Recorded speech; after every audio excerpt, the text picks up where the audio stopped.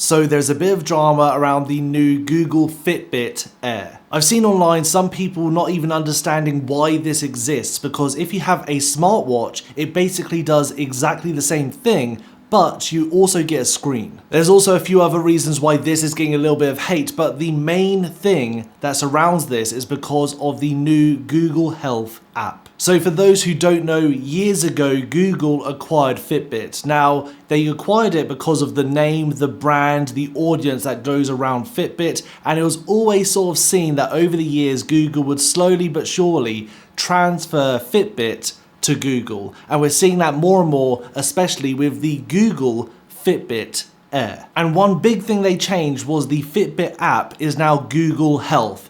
And a lot of people really don't like it. Now, I've not used the Fitbit app in years and I can't even remember what it looks like. So I'm going into this with fresh eyes and I'm going to fully test the app how it is today. But I also had my own bit of drama just picking one of these up. I actually pre-ordered the obsidian color and it came free with an extra band, the silicone band, and it was supposed to be delivered on the 26th of May. On the 26th, I got a notification to say it's going to be delayed by 2 months to July. Then on the 27th, I got another notification to say my order's been cancelled altogether. I did message Amazon to see why this was, and they said it was due to stock, even though I could order one today for next day delivery. But it is what it is. I ordered a blue one instead, which was in stock, and I obviously got it. So let's take a quick look at what you get when you buy this from New.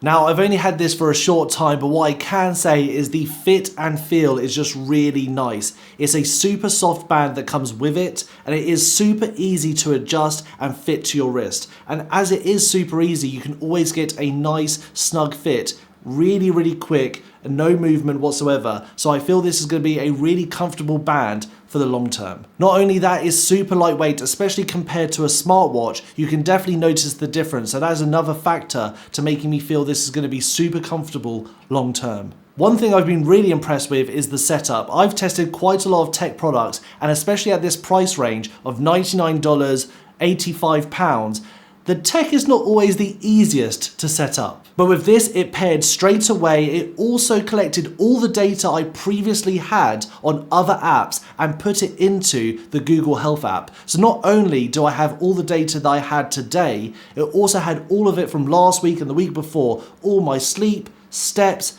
all my health metrics already uploaded into the app. Now, I absolutely love that because even though I only put it on for a few hours, it means all my history from today and previous days are already there. Now, for my full review that will be coming soon, what I'm going to be testing to see how accurate it is compared to other devices like a smartwatch, and also to see how my day-to-day looks without a smartwatch and just using this. I think I've become super reliant on screens, just my smartphone and also my smartwatch, because this gets notifications of text, authentication codes, everything comes through this smartwatch. It'll be really nice and interesting to see how I can cope without having this permanently giving me notifications. I think it might be a really nice relief away from another screen, but I'll see how functionality it works, not having that quick, easy ability to see notifications off the cuff and also seeing time. Now, this is obviously a massive message to Whoop because this does everything a Whoop does, and it does it at a fraction of the cost. Not only is it cheaper, the subscriptions, you can have this with no subscriptions.